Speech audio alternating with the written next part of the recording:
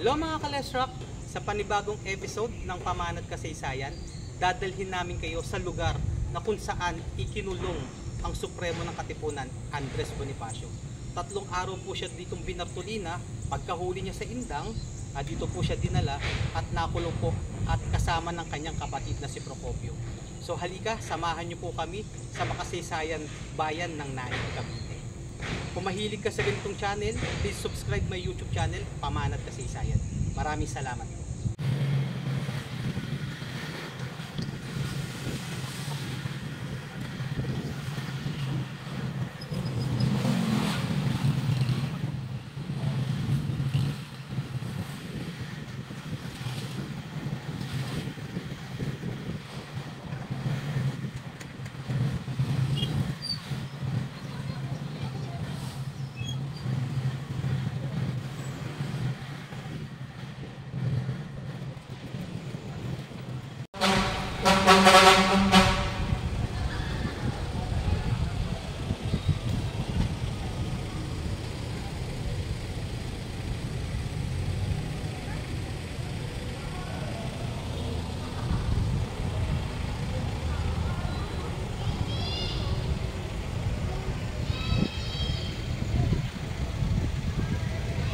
For another episode ng Pamanat Kasaysayan, nandito tayo sa bayan ng Naik.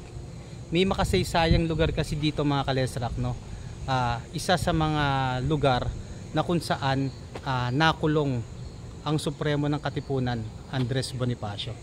Mapapansin nyo sa lugar mga ka-Lesrock, talagang luma na yung pinakalugar. Ginawa na po siyang paaralan, Naik Elementary School. So may napagtanungan ako dito mga ka-Lesrock, no? Itong lugar na to, itong kwarto na to mga ka-Lesrock, ayan. So dyan po nagpulong or nagpulong yung mga katipunan ng mga panahon na yon, na kung saan isinagawa po dito yung pagpupulong ng military po. Ito po, Casa Hacienda de Naik. Itinayo bilang bahay ng tanggapan ng mga tagapangasiwa sa hacienda. So ayan po mga ka-Lesrock, no? Dito rin po kasi nilusob ng mga taga-Naik noong September 3, 1896 bilang hudyat ng himagsikan sa bayan. Dito isinakatuparan ang Acta de Naik noong Abril 19, 1897. Dito rin binuo ng Pangulong Emilio Aguinaldo ang nakaraan ng mahal na araw ng 1897 ang kanyang gabinete na hindi nabuo sa Convention ng Setehero sa Bartolinang nito upang binalanggo ang magkapatid na Andres at Procopio Bonifacio bago tuluyang nilitis sa Maragondon. So ayan mga ka-Lesrock, no? Makasaysayan po itong paaralan na ito mga ka-Lesrock. So nung hindi po nagkaroon, di ba po, ng halalan sa Tehero Convention, no? So nung hindi nagkaroon na pinagtibay ng Andres Bonifacio yung halalan sapagkat tinuring niyang nadaya po siya doon, nagbuo po siya dito ng military dito doon sa mga nakapanalig niya dito sa lugar na to mga ka-Lesrock. So nakausap ko po yung pinaka caretaker, medyo marupok na rin po kasi yung mga sahig, saka medyo madumi. So pasyalan po natin mga ka-Lesrock kung saan binartolina si Andres Bonifacio at ang kanyang kapatid na si Procopio. So meron dito historical marker. So ganun pa rin yun mga ka-Lesrock, no? Sa mismong gusaling ito ngayon, mababang paaralan ng Naik, sinagawa at isinakatuparan noong Abril 19, 1897 ang Acta de Naik o Naik Military Agreement, isang kasunduan ni Bonifacio at ang kanyang mga kapanalig na salungat sa mga panuntunan na pinagkasunduan ng mga maghihimagsik sa Convention ng Tehero na ginanap noong Marso 22, 1897. Dito rin binuo ng Pangulong Emilio Aguinaldo na nakaraan na mahal na araw ng taon ding yaon ang kanyang gabinete o cabinet reconciliation o pagsasaayos ng mga gabinete ng kanyang pamahalaan na hindi nabuo sa convention sa Tehero. So makasaysayan talaga ito mga ka-Lesrock, no? Isa to sa mga content ng Pamanat Kasaysayan na kailangan nating i-vlog at isama. So yan, ginawa na po siyang paaralan.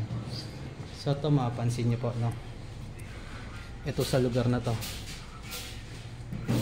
So yan, Bartolina de Casa de Naik. Bartolina ng Casa Hacienda Denay. So nandito sa maliit na lugar na to mga kalesrak. So medyo madilim nga lang. So ayan. Ayan po yung simbolo nung kung saan sila ikinulong ng magkapatid. So ayan. Dito sa maliit na lugar na to mga kalesrak. Tingnan mo, di ba?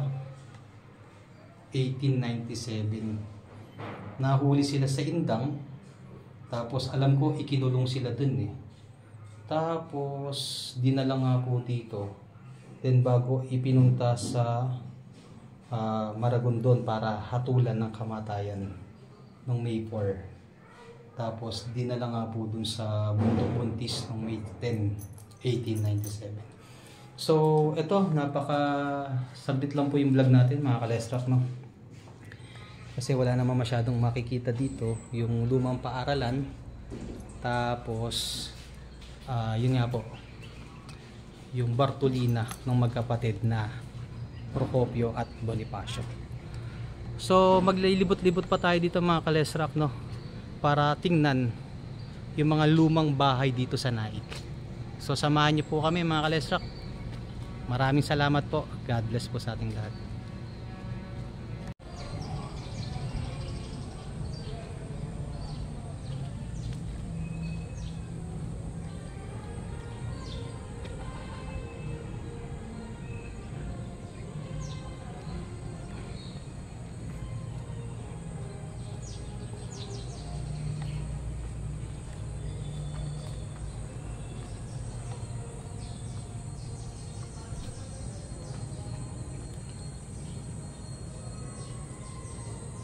Dito raw mga kalesra ko, dito sa lugar na to, nagpulong si Bonifacio, kanyang makapanalig para nga magbuo ng isang military.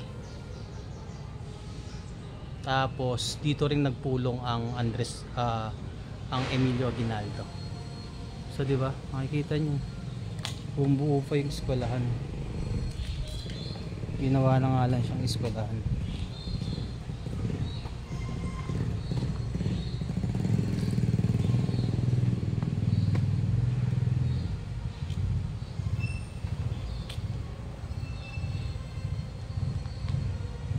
Tibay, no?